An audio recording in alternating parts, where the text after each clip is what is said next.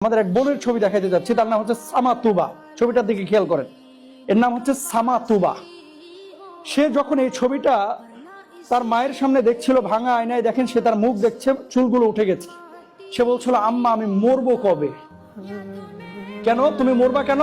বলছে, আম্মা আমি মরে যেতে চাই। কেন?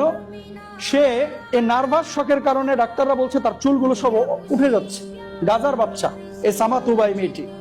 এই মেয়েটি দুনিয়াতে বেঁচে থাকতে চাচ্ছে না। কেন? মরে যেতে যাচ্ছে বোমার শব্দে।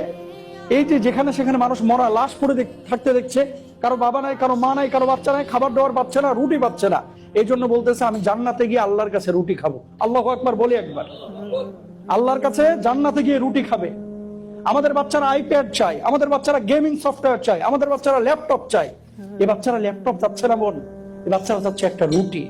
একটা রুটি, সে রুটি খাবে, এই জন্য আল্লাহর জান্নাতে যেতে চাই।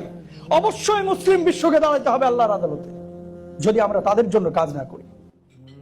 আল্লাহ আপনাকে আমাকে অনেক ভালো রেখেছেন, ইংল্যান্ডে অনেক ভালো রেখেছেন। সেখান থেকে কিছু শেয়ার করা আমাদের দায়িত্ব।